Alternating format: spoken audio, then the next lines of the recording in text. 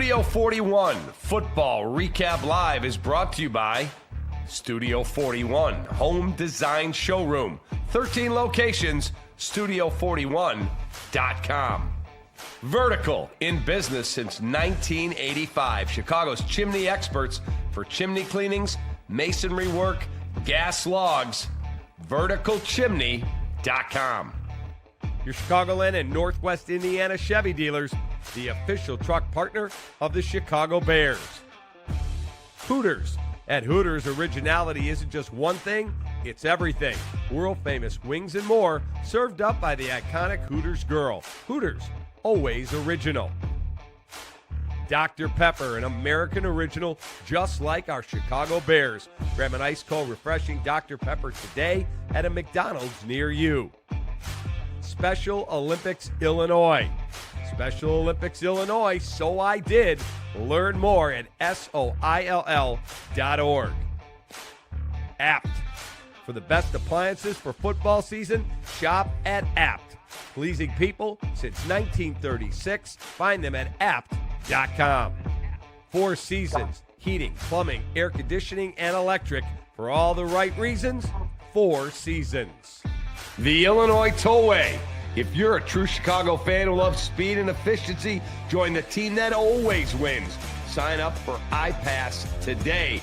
Driving to the Bears game? You get a 50% discount on your tolls with iPass.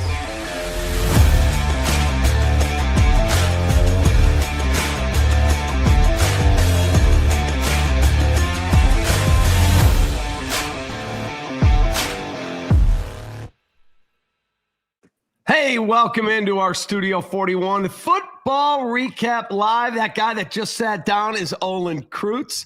The guy in the middle is Tom Waddle. I'm David Kaplan. Bears win 47-42 over the Cincinnati Bengals. One of the wilder games that I've seen. In fact, it's probably the wildest game I've seen other than the two that Olin played in that Tommy and I were watching. The Arizona game when Olin gave a memorable halftime address.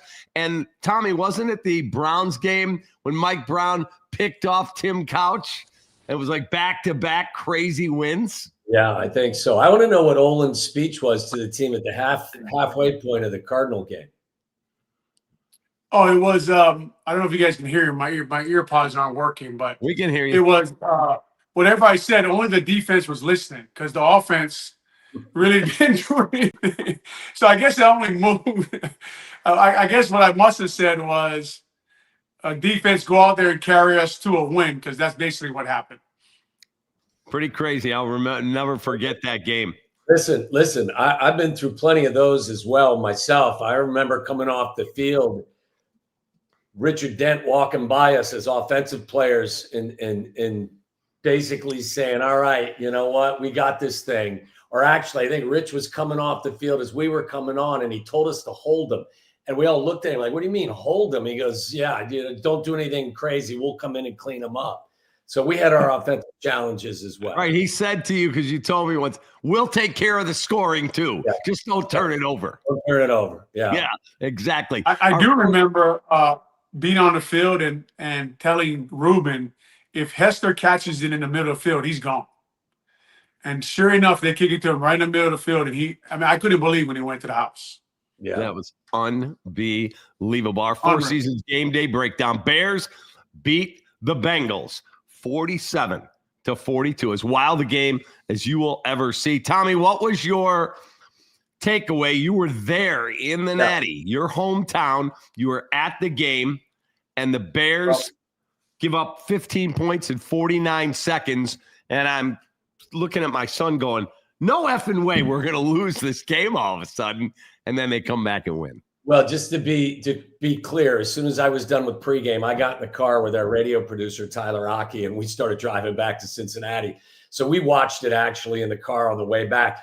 I think you describe it correctly, Cap. I mean, it was a wild game, but it was just another example of, look, this team is finding ways to win, whereas fans, you've been conditioned over the course of the last several years to watch a team find ways to lose. And it's just so refreshing to watch them, you know, even when they don't have their best stuff in one aspect of the game, to come out and still find a way to get the W. And I think, Cap, my overall feeling was, coming into this game, we all said, hey, look, that's a really explosive Cincinnati Bengals offense. You may have to win in a shootout. And, this was an opportunity for the offense to say, hey, guys, I know you're not at full strength in some areas. We got this against a really bad Bengals defense. And they went out and put up 576 yards and 47 points. And they made plays and scored points, and they were better in the red zone.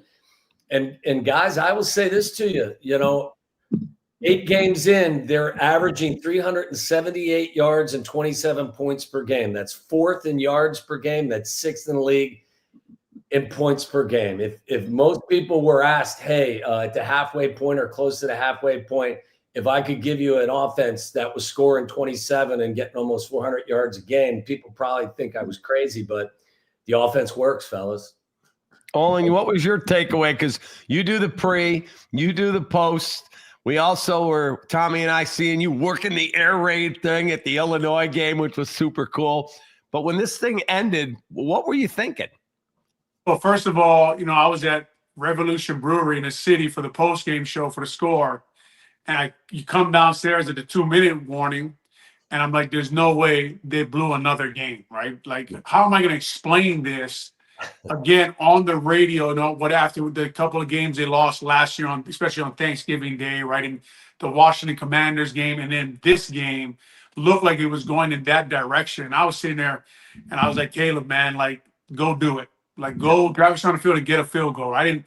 We only needed 3 points, and I know Cairo wasn't doing great, but just get us in field goal range and try to find a way to win a game after they recover an onside kick. And I asked Manley before, Patrick Manley, the former long snapper, what are the odds of recovering on onside? He said they're so low. They're like, there's no way they can do it. And it hits Hardy's foot, and they recover. And I'm like, this is no way this will have Chicago Bears. But like Tom is saying, finding a way to win, right? Finding a way just to win football games. Rebuild your culture, find a way to get down the field, hit Colson Love and score a touchdown, even on 3rd and 10, right? Theo Benedict gets beat clean, guys, clean. He spins out, runs out, finds a way to get a first down, right? Like Caleb did 2 things that we asked him to do, and they're finding ways to win football games. And I know they're plus 13, and I know the record of the people that they've been playing. But look, I didn't have them sitting here at 5-3. I didn't have them at that. I didn't have them going to Giants game. So they're like Tommy said, a lot of the stats you can read off. If you would have asked me to start the year, would you take that right now? Would I take the record? Yes. Right? Would I take where they are on offense right now? Yeah. In Ben Johnson's first year, I think Ben, guys, we talk a lot about quarterbacks processing information. As a coach, when I watch his film, we know he's an offense coordinator, but he is processing information from the sideline on when to call timeouts, what play to call. It always seems like I get the advantage of stopping the film and saying, well, what would I call here against this defense? He's calling that play. And it's fun to watch. It's fun to watch him. I don't know if Caleb is elite yet. I will argue that play calling wise, and I think a lot of people know this, Ben is probably elite. Yeah, it's funny. You mentioned that, Olin. Like, that was why I was so excited about, Ben coming to Chicago, because I thought he was going to give them a schematic advantage, that other teams or other coaches weren't going to be able to give them. And just to add a little to Pat's point, this was only the 2nd successful onside kick of the entire season so far. So it is almost impossible to make that work. Talking about the Caleb thing, I want to mention this before I forget it, because I'm old and my memory sucks. I use the phrase a lot lately, situational awareness, and they haven't been good at it at times. They haven't played smart football at times. I thought the last 2 offensive plays of the game were really Caleb Williams moments. That scramble on 3rd and 10. Huge. And Cappy's got a 1 timeout in his pocket, and there's about 25 seconds left. And we had a caller at the show the other day that said, well, I wish he would have gotten out of bounds and saved the timeout. If you look at the film, if he goes out of bounds, he'll save the timeout, but he's probably not going to get the first down. So now you're facing a 4th down. So what Caleb did was he chose to cut it back inside, get more yardage, get the first down, and then as soon as he was down, he got up quickly and ran to the middle of the field and handed the official the football. Now, they called the timeout, but I would argue that was a smart play by the quarterback. I would rather have him do what he did than go out of bounds and have to have a 4th and short or a 4th and whatever and have to try to make it. The touchdown pass, I know it's a master of the obvious, was a fabulous play for so many reasons. Not only is it a great throw, but this tells me that it's starting to register with him. He's starting to process. When you get to the line of scrimmage, they call that play, guys. You're looking for a too high safety look. You've got Colston Loveland split about 6 or 7 yards to the right. You break the huddle, you get the look you want. So now you're thinking to yourself, okay, we got the play we want. Colston is my primary. Soon as the ball, just trust it now, okay? Trust it. We got the right look for the right game, right play call. Trust your tight end. Trust your offensive line. Trust yourself. Ball snap, Colston does what a veteran would do. He gets a little bit of width to create an even bigger hole for Caleb to drop the ball in, which was smart. Caleb drops back. You know you've got the play. Trust your offensive line. The pocket was collapsing a little bit, but he stood in tall. Trust your arm. And he throws a dart to Colston Loveland. And to me, again, you could say, well, it's a beautiful throw and a beautiful catch and run, and it is. But to me, it's an example of Caleb knowing what was going on, processing it correctly, and trusting everything about it. Trust the play, trust your line, trust your tight end, and trust yourself. There was a play in the game against the Saints. It was in the red zone where something similar happened. It was in the first half. The play was designed perfectly. They got the coverage they wanted, and Rome gets right behind the strong safety. And it's just and he's staring at it. He doesn't throw it. I'm thinking, what are you looking at? Why aren't you processing it? And the reason I mention it is just, to me, that's growth. We can, jaw drop, great throw, great run after the catch.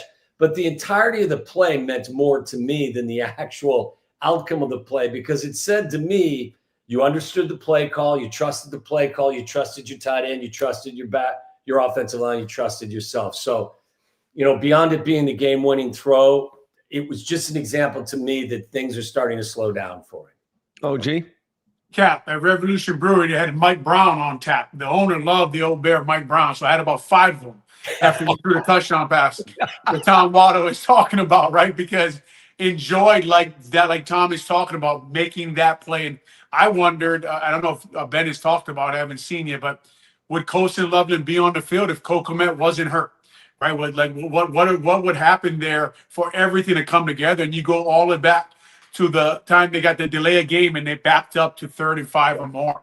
And he found Colston Loveland again. And like Tom is saying, even on that play by the end zone, he works his eyes to the left, moves the linebacker just 1 yard. Yeah. 1 yard to his right, 1 yard to Caleb's left, and fits the ball in. The ball goes just over the tip of the linebacker's hands. And like Tom was talking about, the right play is called, but for the right coverage. And that's where I'm talking about Ben and Caleb. And it's always the coach and the quarterback, right? It's always those two guys. And to be honest, on the last play, as great as the offensive line, the amazing day they had, there's little pressure up the middle on a shorter quarterback.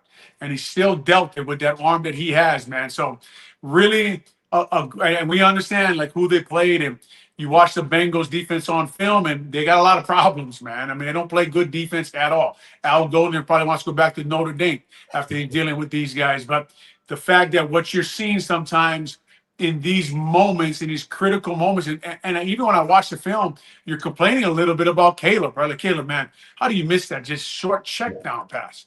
But then you look up and there's 47 points on the board. And look, I've been on teams who have played the 32nd ranked defense and we still could have scored 20 points. The 32nd ranked defense was happy to see us show up that day. You still got to be good. You still got to beat who's in front of you. And it looks like, guys, the fun thing is, and I'm sure you guys do way more radio than I do, the fun thing is watching the young guys make plays, watching the young guys become blue chip type players, even if it's 1 or 2 weeks.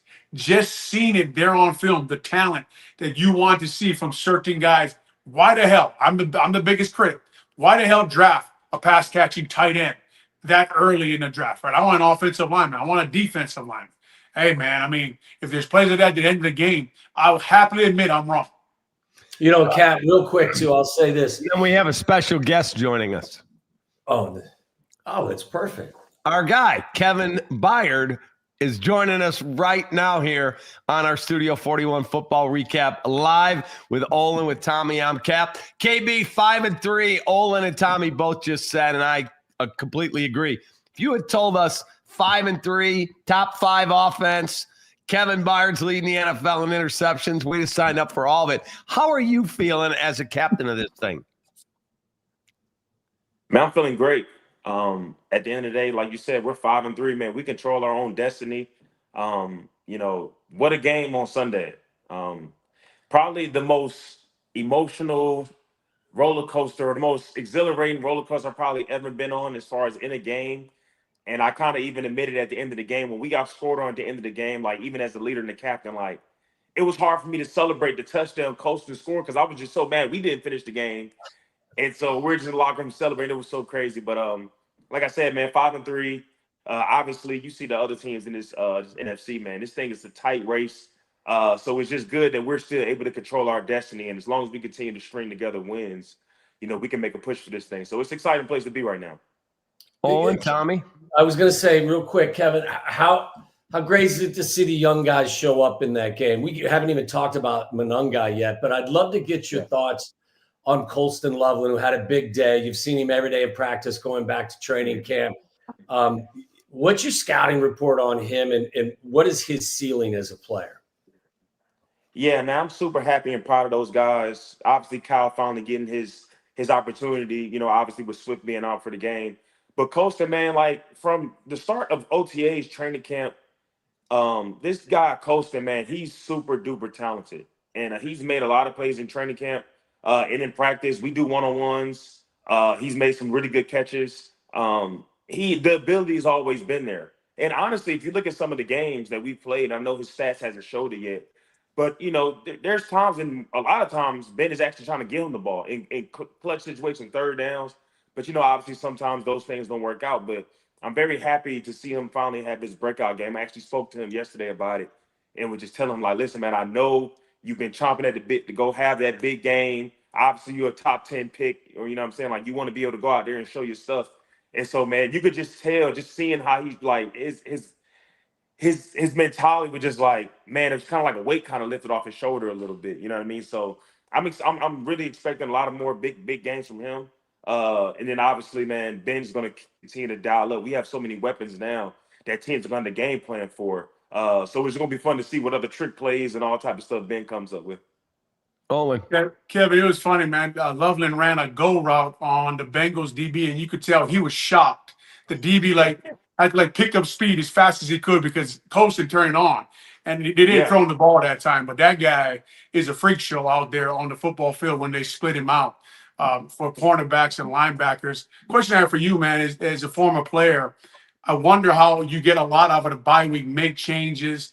When you guys went to the bye week, your run defense wasn't doing very well, and your run game wasn't doing very well. How did you guys emphasize that? You guys have come back, and I know Big Bill's in the middle there. The offensive line's gelling, even with you and Brisker and Kyler. I know he went out, but now you got Gardner Johnson. It just seems like two really physical units when I turn the field on. What did you guys emphasize that bye week?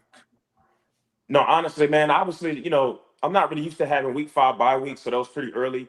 But honestly, it's just a lot of truth telling. Dennis Allen, he majors in truth telling. And we get in that film room, we get in those Monday meetings, whether we win or lose, and there's nothing but truth being told. You come in, you walk in that room, and you have thick skin.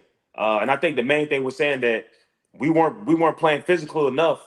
It's rather if it was getting off blocks, shedding blocks, making open field tackles and things like that. And I think we just took it upon ourselves to make sure that we go out here and doing that.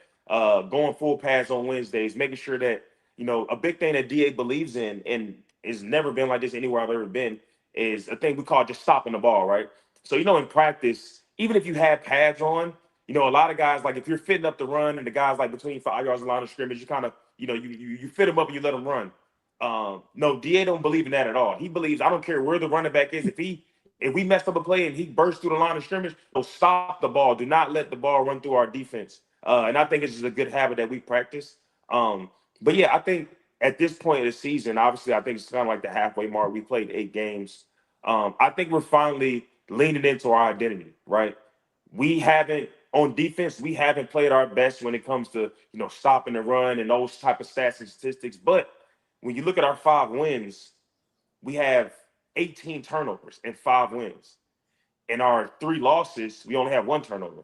So if you kind of look at a formula of winning, it's taking the ball away. And I think that's something that we've continued to preach was Al Harris being here is just taking the ball away. And obviously on offense, running the ball. That's what Ben did when he was in Detroit, is majoring in running the ball. And that obviously opens up everything for the pass game, the play action pass, the trick plays we can run. But when we're running the ball as the offense, I feel like they're at their best. And as the defense, when we're taking the ball away, we're at our best. So when I was in Olin's driveway talking to Olin, and he said, okay, He wasn't welcome either, by the way. He just showed up. I did. I No one invited you. just did a drive-by, and he said, okay, I've talked to you about having to fix the culture in that building. You're telling me a 39-year-old dude's going to roll in here and going to erase all the stuff that's been going on. And then I talked with you, and you said, yeah, this guy is that dude. It's totally different than what you needed. So explain to all of us and to all of our viewers, what does Ben do that might finally fix that building? Listen, I can give you a great example, right? So this literally just happened yesterday, Monday. So we get in the team room. Obviously, you do the game review. Ben Johnson kind of go over the game, going over some of the stuff that we kind of did in the game. So he always has like a list, like special teams, defense, offense, the stuff that we did well, stuff we didn't do well. And he was talking about special teams. And he basically was just trying to say, like, most offensive-minded coaches view special teams as just like, don't F the game up. You know what I mean? And he was basically saying he views our special teams as a weapon. And, in that game, obviously we give up the touchdown, the first play of the game, gave up the special teams touchdown. We had some crucial penalties. We had a penalty come out of the half. We had a penalty that negated a long return. Then obviously the onside kick we didn't recover. And he really just lit a fire, not only just to the team, but basically saying like, hey, if I'm a veteran in this room, you need to be upstairs every single day going to HT saying, what can I do? Because it's all hands on deck. And you could just see the energy and the passion that he was talking with. And he also just spoke about, basically about the Bengals, like, and even obviously this next game against the Giants was basically saying like, listen, like, there are teams right now that are either fighting to get to the playoffs or teams that are basically just want to check out, or like basically saying that our job, these last couple games, our mentality needs to be, let's get a guy fired. You know what I mean? Let's get a coach fired. You know what I mean? And that should be the mentality that we should have, is like, when we got the Giants coming in, obviously their record isn't great and things like that. But they're at a crossroads, and there's a lot of teams at a crossroads right now. And just the passion that he was talking about and talking with, listen, like, so CJ Gardner-Johnson just signed here last week. And obviously he won a Super Bowl last year. And, obviously he's been a part of the winning culture in Philly. He's sitting next to me. He's just like, hey, man, I love that shit right there. I love that. You know what I mean? Like, just a guy who just got here, just feeling the fire of our coach and just his mentality of how he feels about the game, how he feels about our team, where we can go. And like you said, it just galvanizes the group, because that's how we think as well. You know what I'm saying? So have our coach to go up in front of the room and basically say the same thing. Like, our mentality should be, let's get this guy fired this week, but how bad we should try to win this game. So that's just a small example, just the everyday things that he does, man, just to kind of lit a fire underneath the team.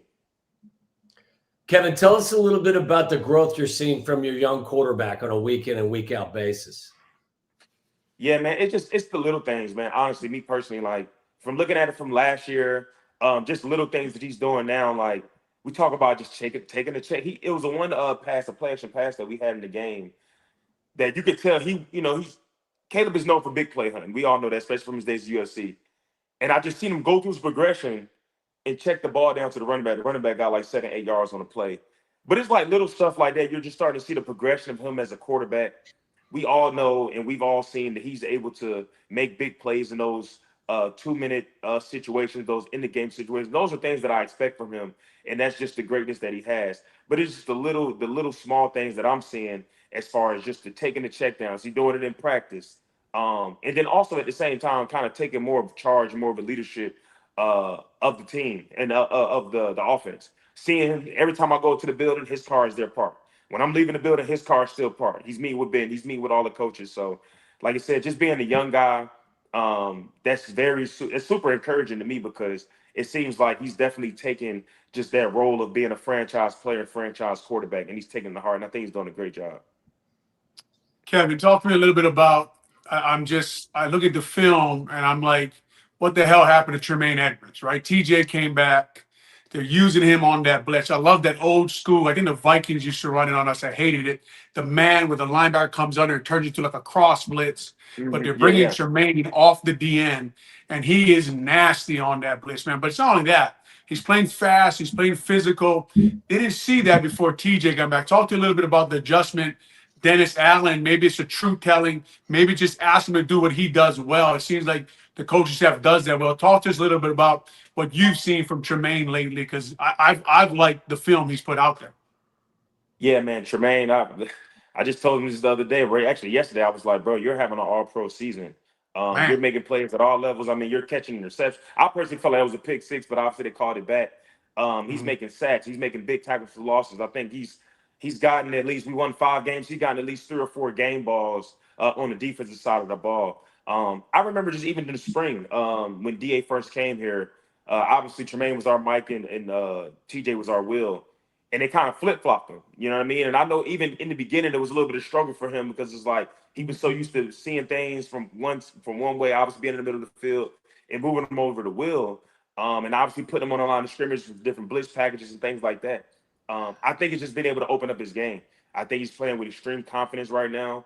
I think DA is obviously putting him in positions to succeed as well. And he's just making the plays. I mean, you know, obviously seeing from last year, the struggles that we had as a team, not only just as a defensive players, like we all didn't do enough, you know, kind of, you know, had our hand in being 5-12, but you know, he's playing with his hair on fire right now, and I'm expecting to continue to do that. You know, he's a big time player. He's been a big time player in his league. You know, everybody has these years or these lulls sometimes in their career. You play long enough, there are going to be times where you feel like you're not playing your best. But he's definitely playing his best right now. Hey, before we let you go, tell the guys what you told me about DA. You called him militaristic. Yeah, no, man, this guy's military. He's military minded. He's like, he runs the room kind of like a general, I would say, in the army. Just kind of like he gets up in front of the room and the way he talks. Like I said, that truth telling is real. Like he don't really sugarcoat anything. And I think it's respectable. You know what I mean? Because as men, especially in the league, and only you notice, like, I'd rather coach tell me the truth versus then sugarcoat something or just like kind of talk around something. Like, no, tell me if I'm doing this right or if I'm doing this wrong, because you don't really want any gray area in this business. And at the end of the day, he tells us all the time, like, listen, man, like 90% of the world don't give a flying F about your problems. Don't care about your problems. And the other 10% is really just happy that you have the problems. So we're not going to sit here and complain, We're just going to try to fix what we need to fix. And it's so funny, like even like the night before the games, like at the hotel, normally you had these little quick, you have a quick team meeting, you have a quick O&D meeting, kind of review the game. Jay's going to sit there, go over a 40-play cut up of tape just to kind of review. He's like, I'm going to make the picture come to life for you guys. First, second down, third down, red zone. But he's so dialed in just to like trying to give everybody final reminders and everything. But now he's a great coach, man. He's an aggressive, you know, mindset when it comes to those blitz packages and all those things. And like I said, man, I think we're all just trying to play for him and excited the position that we're in right now. By the way, Kyle Slack says, KB, will Kyle Monungai make an appearance on Intercepted? Listen, I've made a concerted effort this year to bring us some more offensive guys. I got a couple guys in the lineup, obviously. Today, you better bring the O-line with him, Cap. If he shows up, the O-line better come along with him. No question. I'm going to see if I can fit all those guys on that couch, man. I might have people standing up behind the couch or whatever. But no, I'm excited about a couple more guests I got coming up this year. It should be very fun. Hey, thank you for taking time. Enjoy the rest of your night and find a way to win a football game on Sunday over the Giants. Get to 6-3. Super cool. Absolutely.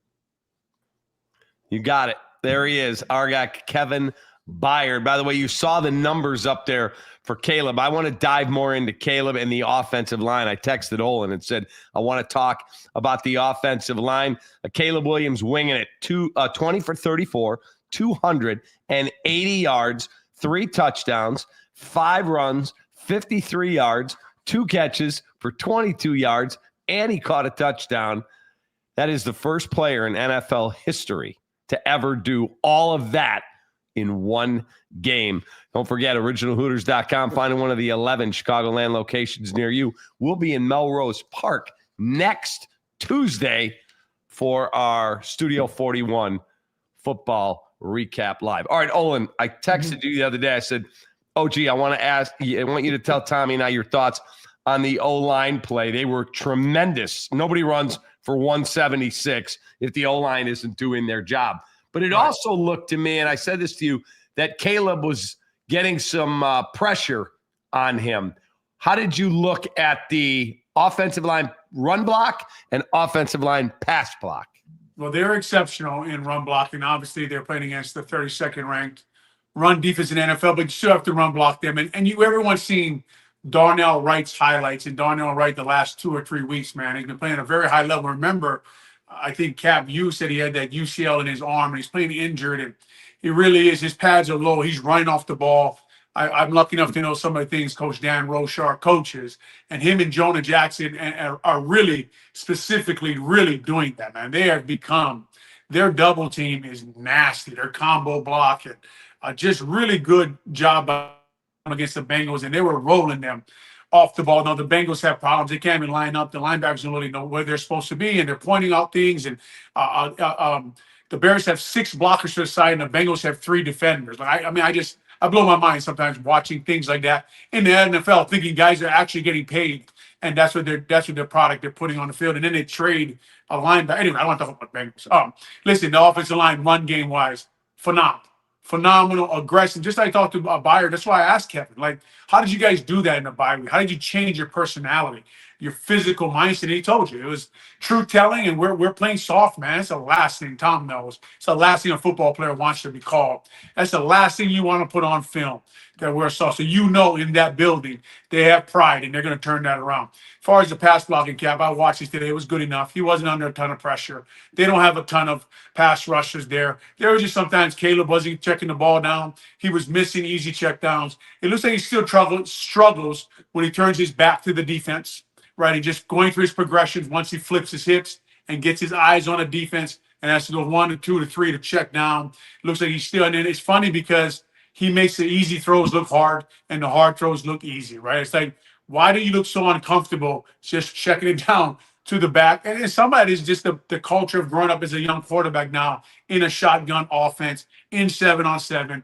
Everything is spin out, roll out, throw the ball down. It's like sometimes you'll say, like, why are you spazzing out in the pocket? Relax. Like, why are you doing all this spinning and running around and freaking out and running on the field? And then, guy's open, but he has to get outside, jump off 1 foot and throw the ball, right? And all the compliments we gave him, Cap, about at the end of the game and him making a play, and that's all facts, right? And the coach didn't love him, but to your question is, it looks like that.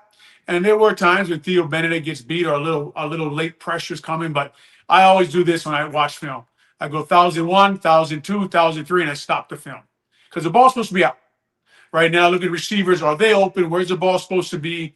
And is there pressure in the quarterback's face? And I call it NFL pressure, right?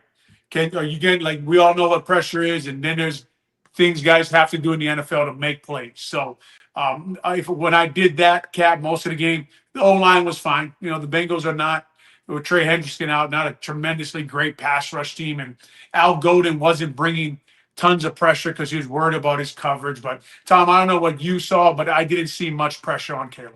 No, I agree with you 100%. I think Caleb's a playmaker. I think he's got a clutch gene. At the end of games, he finds a way to make plays, but he's still not a finished product. Like, you still see the inaccuracies for quote unquote easier throws. The processing still has a ways to go. And the thing to me is as an optimist on this front is if you can marry that playmaking ability with somebody who's more in tune with playing on time and feeling the pocket the right way, now you got something really special. Now, again, you've got to do the little things. You've got, what Joe Madden used to say, do simple better. And that's what he's got to do because, as Olin said, he makes the hard look easy and the easy look hard.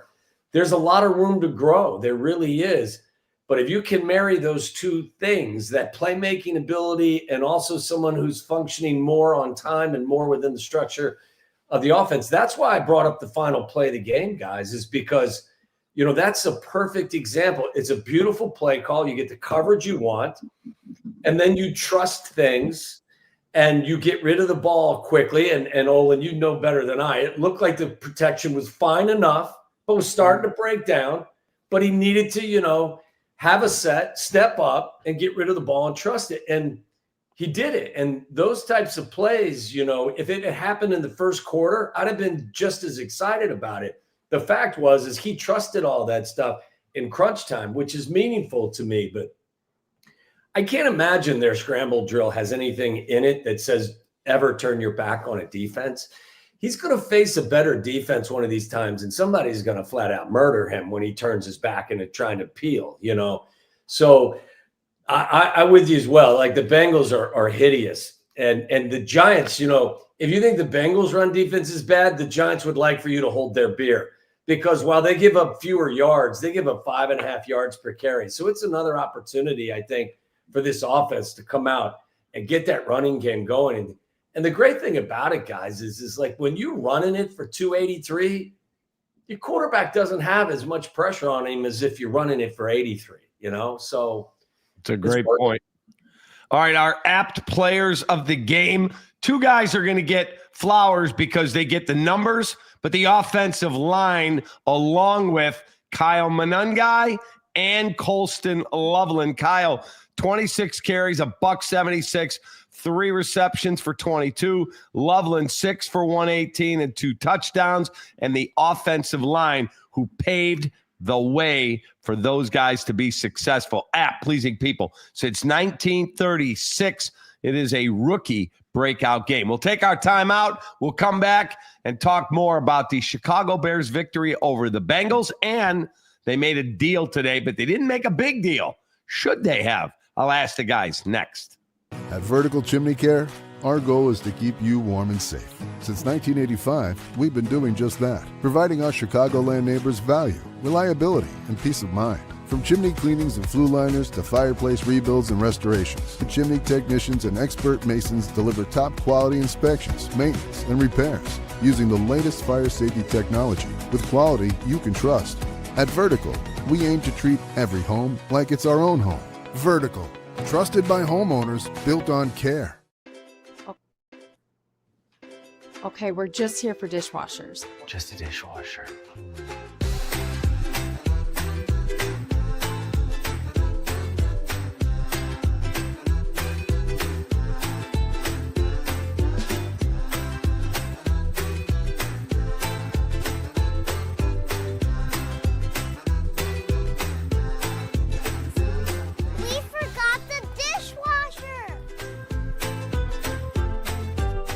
Our family had been talking about redoing the kitchen for a long time. Studio 41 had all the pieces I wanted. With Studio 41, we found their prices competitive. They helped us stay on a budget. They spent a lot of time with me in the studio, and I got to touch and feel things. Our big fear was, if you go online, who's standing behind the product? Studio 41 had the best selection, and they took her ideas and brought it to life. It was everything I dreamed it could be. Visit studio41.com to find a showroom near you.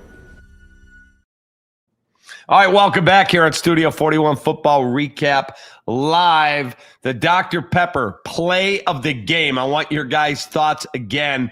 Caleb Williams, 58-yard game-winning touchdown pass to Colston Loveland after the Bengals took a 42-41 lead. Make sure, like our Bears, pleasing taste buds since an 1885 Dr. Pepper, a unique combination of 23 flavors. Grab a refreshing Dr. Pepper at a McDonald's near you.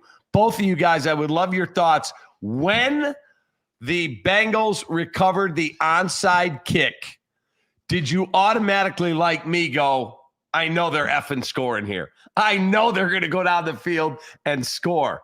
And I didn't understand why they went for 2 after the first touchdown.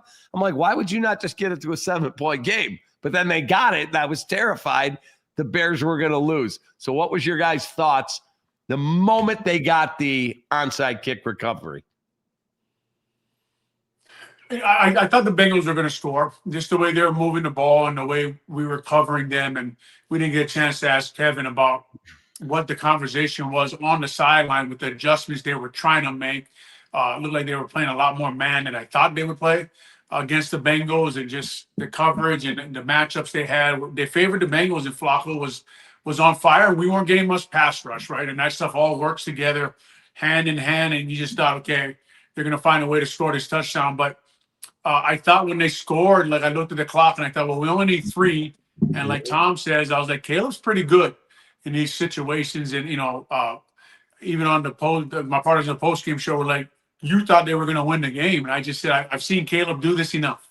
And if all we needed was 3, now Loveland makes a great play. But if all we need is 3, I thought we had a chance. I know Cairo wasn't hot, but I knew, I didn't know, but I had a feeling we would have a chance to at least kick a field goal.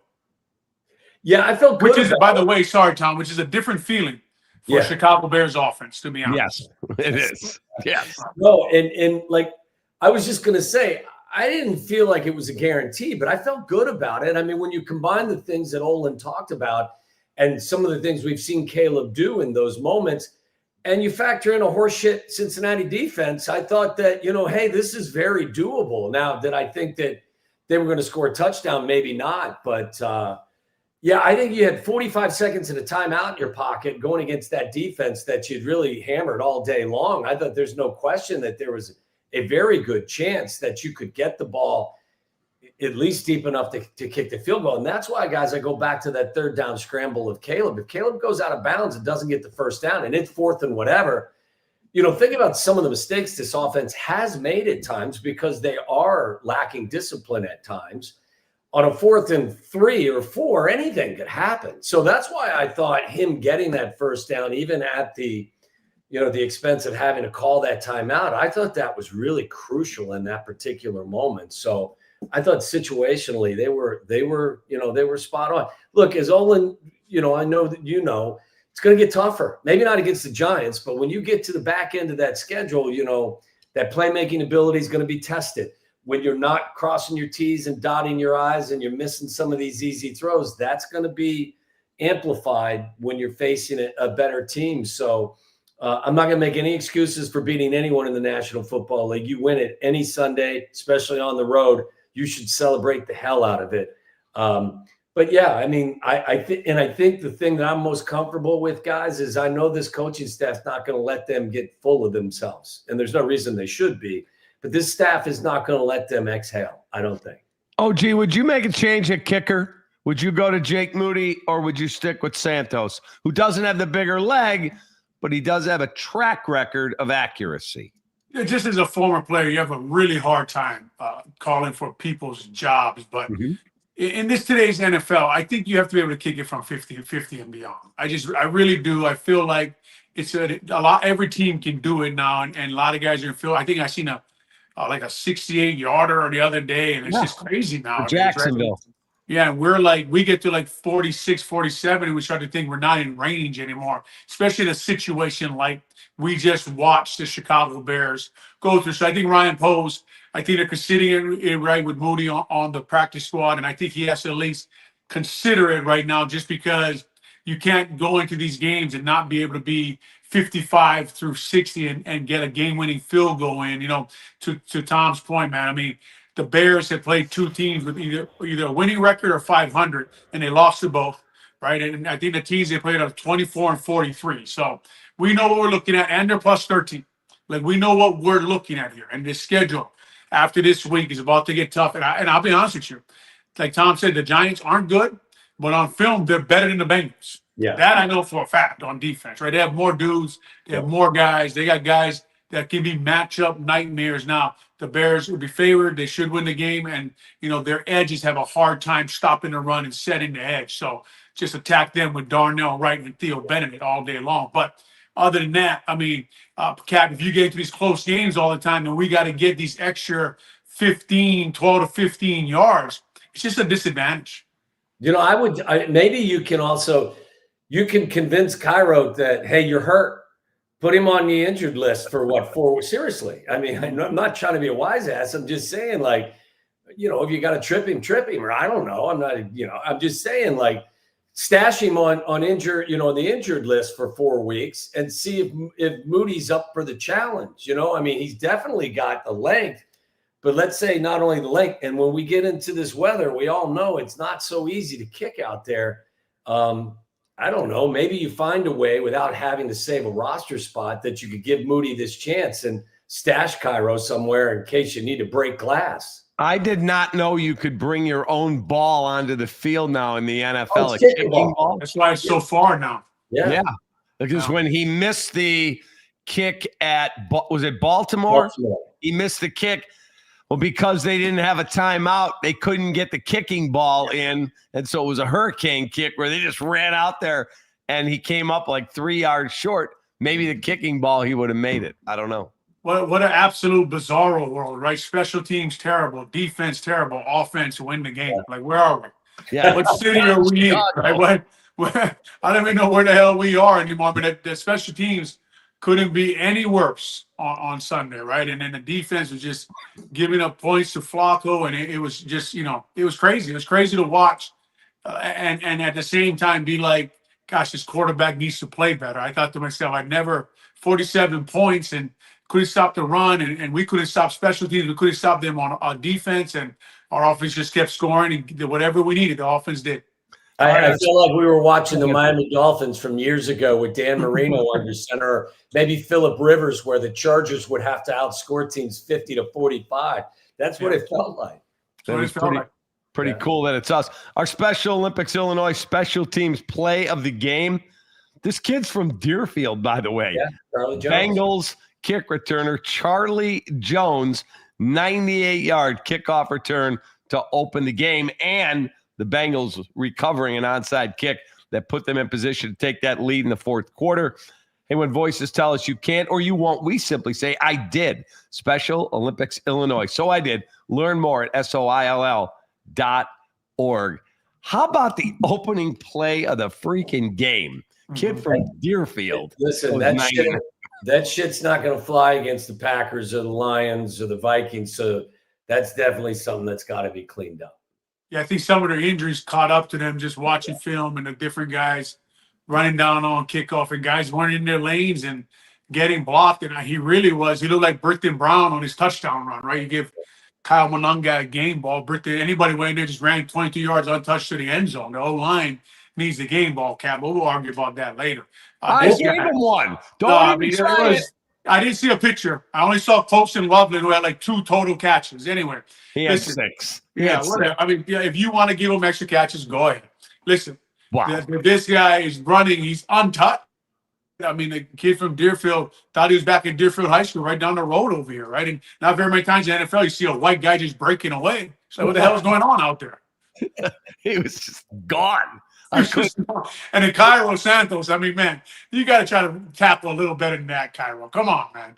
They gave you a helmet for a reason. Now, you got to get in there a little harder than that. Not good. But I do give the offensive line their flowers because they don't get those touchdowns. That 176 for Monunga, 280 yards rushing. I wonder if Ryan Poe's called the Jets about Olu Fashanu. Yeah, he should have gave him a call about that guy. The Jets were trading anybody. I would have said, all right, what do you want? Typical Bears Twitter. They want a D lineman or they want something. No one mentions an O line. No one mentions a left tackle. They wouldn't even know a left tackle. That's why. They just want to yell about the block. They do, but they never want to expend any capital. They wouldn't know a name. They don't know who to go get. That's why. I have no clue. Hey, and I want to ask Olin a question about this game against the Giants. They've got some dynamic players, and you mentioned it a little bit. As an offensive line, is this the type of group that you like playing against? Because Brian Burns is about 250. Abdul Carter's about 250. Thibodeau's about 250, where you can just kind of maul these pass rushers by running the ball right at them. I think the tackles are going to be happy and the tight ends. Now, the center with DeMarcus Lawrence, for me, that would be a long day. That guy's a monster. But yes, right, you want to run the ball. You don't want to get behind on those guys. You don't want to go into third, fourth quarter where you got to throw the ball because those guys can get after the passer, but they do.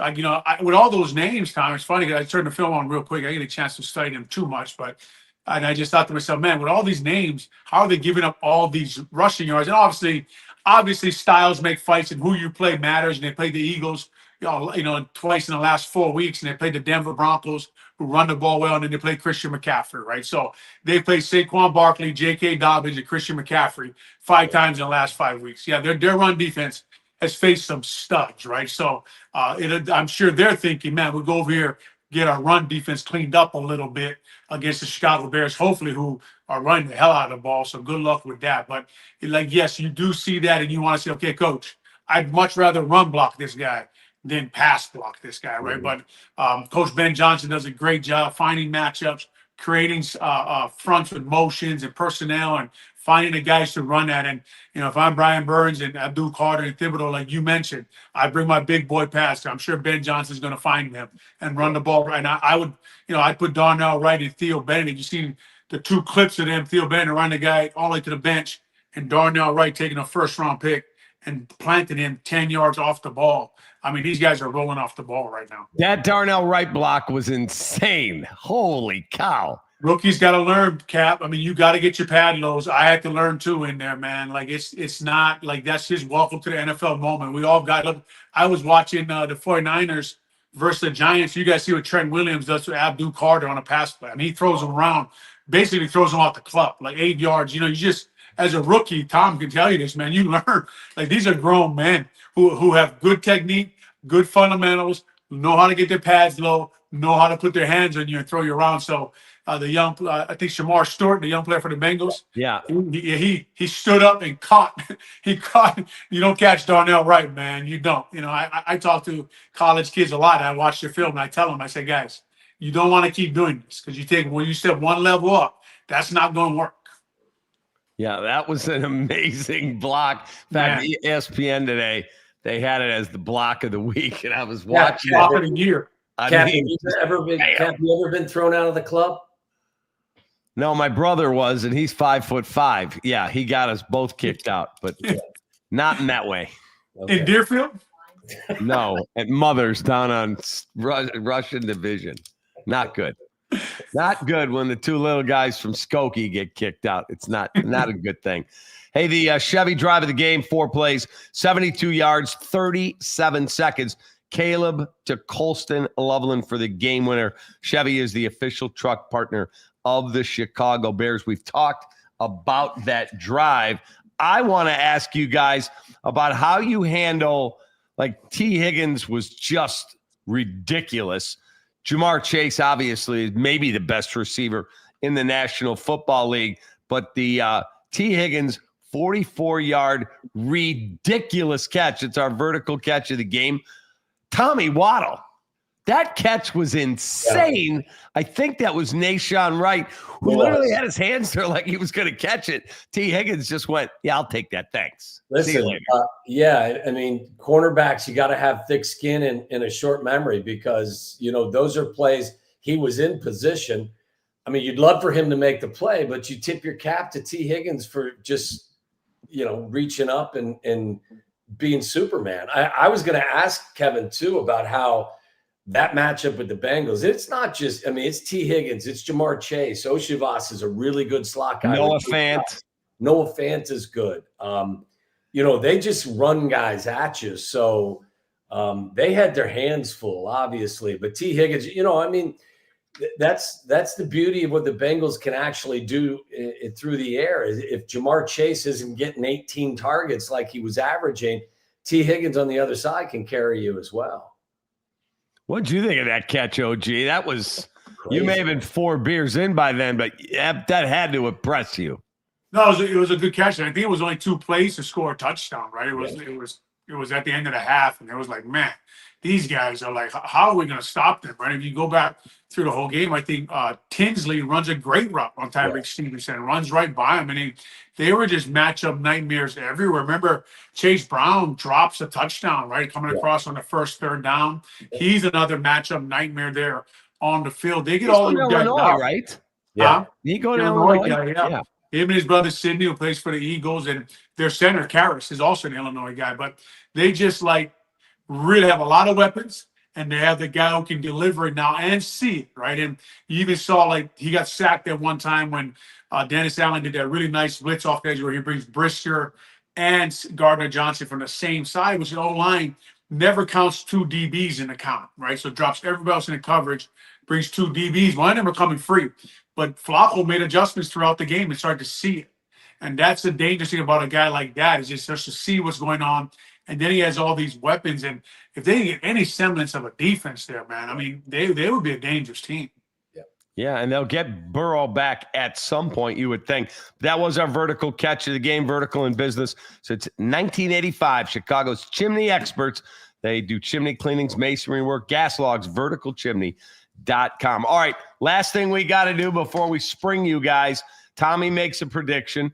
Olin gives his keys. I make a prediction.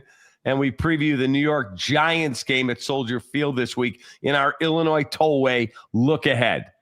And the Illinois Tollway, Bears fans, let's be real, whether you're heading to Soldier Field, cruising down I-90, or road tripping out of state, nobody likes sitting in line at the tolls. That's where iPass comes in. With iPass, you save 50% on tollways. It works seamlessly on all easy pass roads across the country. No more invoices, no more waiting. So if you're a true Chicago fan who loves speed and efficiency, join the team that always wins. Sign up for an iPass today. All right. Tommy and I will give our picks. Olin, give me two keys for the Bears to get to 6-3. Well, we said after the Commanders game right here on this podcast that the thing we liked about the Chicago Bears is the way they ran the ball and the way they stopped the run versus the Commanders. I think that was like 3 or 4 weeks ago. Thought that was repeatable, even with all the takeaways they're getting.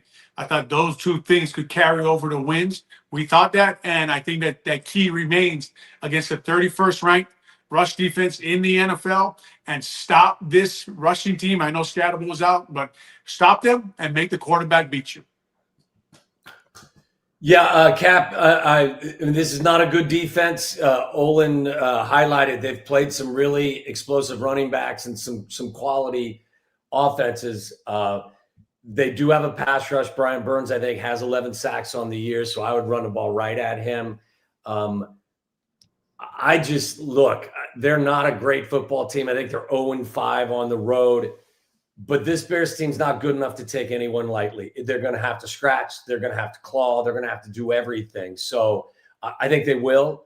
I think they will win this game. I don't think it'll be a blowout. I don't think the Bears are really going to blow anybody out this year because their defense and just because they're not a completely finished product. But I'll give you another big number, though. I think they hang 30 on them.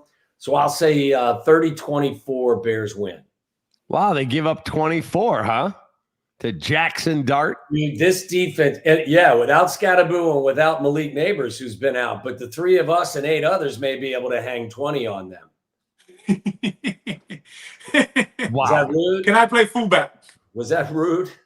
Sorry about that. And yes, you can play fullback. Can I play quarterback? Yes. No. Tommy said I can. No, we have to hang 20, Cap. Come on, man. Yeah, that's right. I can spin it. Somebody's got to get the ball to Tom. I don't think we got to get past 15 yards at some point. I don't know if I can get past 15 yards.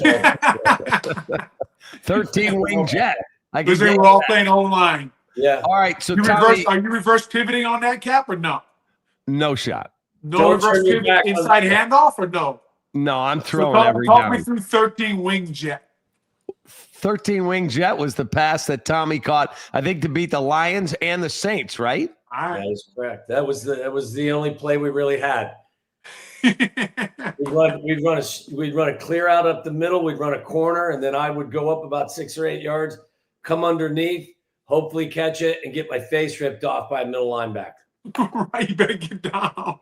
Yeah. I've got the Chicago Hopefully Bears. throws it away from the linebacker, right? Well, and I caught this route. This was back in the day, we only had a certain number of routes. I caught this route, and as I caught it against Detroit up in the Silver Dome, I was coming underneath, and I think it was Jerry Ball. Wasn't Jerry Ball the big nose tackle for the Lions? Oh, yeah. Monster. Flattened my ass as I was trying to get past it. He just hit me and landed straight on top of me, and I think I laid there for like a minute and a half. So, yeah, it was one of those plays where you either had to have, no regard for your body or be a little bit sideways. He was a big man, Jerry Ball. Jerry Ball. Who never lined up on sides ever in his life. Yeah. Wow. Helmet is right next to your helmet. I'm like, ref, can we back him up? And he's like, don't be telling him on every play. I'm like, that is the rule. Back him up. I've got the Bears winning this one. Not quite as high scoring as you. Chicago wins 27-20. 6-3, Cap. 6-3 man. would taste so great. How Oh, much more fun is it talking about this team? Again, they're not a perfect product, but this shit's so much better than last year. Oh my God. It's unbelievable. Guys, thank you for your time. Look forward to next week. We'll be at Hooters in Melrose I Park. always get thrown out when you guys go public. I guess I can't take Olin in public. I get Alex Brown. Wow. Don't go there. Unbelievable, man. I promise I won't start anything in this Hooters place. All right, you're in. Who do the Illini have this week? Bye week. Oh, nice. Yeah. Get your boys home. No, they got school. Got it. All right. Well, best of luck to the Illini. Best of luck to BC. Oof. And you guys have a great week. Appreciate you greatly. Hey, fellas. All right, guys. All right. That is Studio 41 Football Recap Live for Tommy, for Olin. I'm Cap. See ya. Studio 41 Football Recap Live is brought to you by Studio 41 Home Design Showroom. 13 locations, studio41.com. Vertical, in business since 1985. Chicago's chimney experts for chimney cleanings, masonry work, gas logs. Verticalchimney.com. Your Chicagoland and Northwest Indiana Chevy dealers, the official truck partner of the Chicago Bears. Hooters. At Hooters, originality isn't just one thing, it's everything. World famous wings and more, served up by the iconic Hooters girl. Hooters, always original. Dr. Pepper, an American original just like our Chicago Bears. Grab an ice cold, refreshing Dr. Pepper today at a McDonald's near you. Special Olympics Illinois. Special Olympics Illinois.